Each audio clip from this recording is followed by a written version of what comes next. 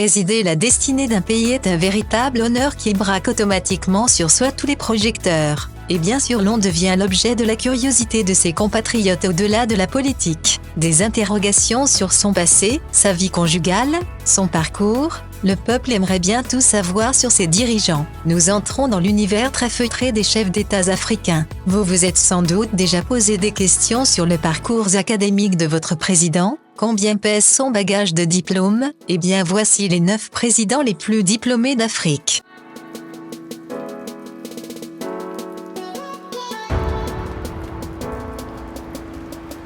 Le nouveau président du Burkina Faso est un amoureux du savoir. Son cursus universitaire démontre assez. Après le 2-1, le 2 et la licence en sciences économiques, il décroche à l'université de Dijon en 1979 une maîtrise en gestion dans cette spécialité qu'il affectionne particulièrement. Ensuite, il obtient un diplôme d'études supérieures, spécialisé nouveau dans le domaine de la gestion qui lui confère le certificat d'aptitude en administration-gestion des entreprises, un baobab.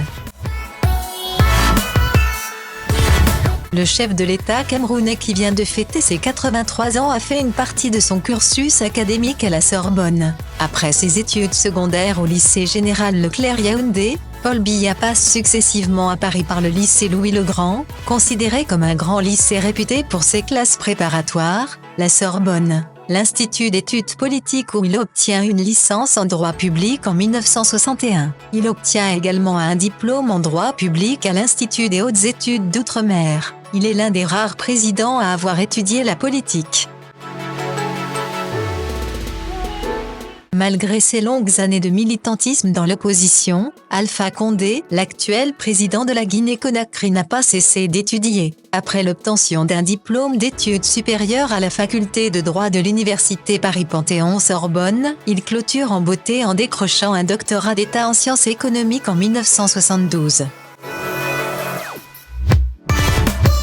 Souvent désigné par ses initiales IBK, cet homme d'État qui dirige le Mali depuis le 4 septembre 2013 a un parcours académique plus qu'honorable. Il a étudié à la faculté des lettres de l'université de Dakar, puis à l'université Panthéon-Sorbonne à Paris, et à l'Institut d'histoire des relations internationales contemporaines. Il est titulaire d'une maîtrise d'histoire et d'un diplôme d'études approfondies en politique et relations internationales.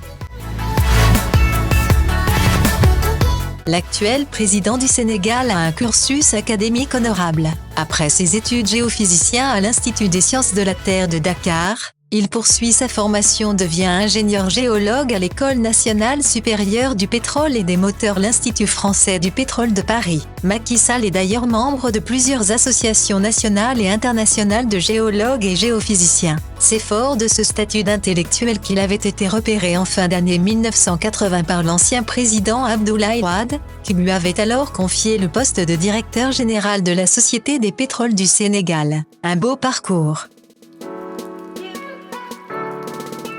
Véritable gladiatrice de la politique, et l'une des rares femmes africaines occupant la fonction président de la République, Ellen Johnson Sirleaf a obtenu un diplôme d'économie de l'Université du Colorado aux États-Unis en 1970, puis un master en administration publique de la très prestigieuse Université d'Harvard en 1971. Bel exemple en l'endroit de la gente féminine.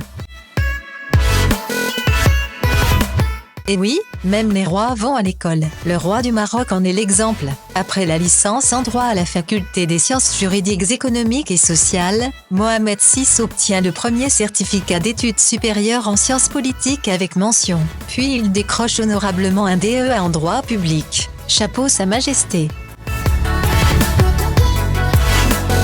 Actuel président de la République de Côte d'Ivoire, inscrit à l'Institut de technologie de Drexel, puis à l'Université de Pennsylvanie grâce à l'obtention d'une bourse, il obtient en 1967 un master en économie. Alassane Ouattara ne s'arrête cependant pas en si bon chemin malgré son entrée au FMI comme économiste. Il poursuit ses études et obtient un doctorat d'État en sciences économiques en 1972. Jusqu'à présent, il demeure le seul Africain à avoir occupé le poste très convoité de directeur adjoint du Fonds monétaire international. Quel palmarès!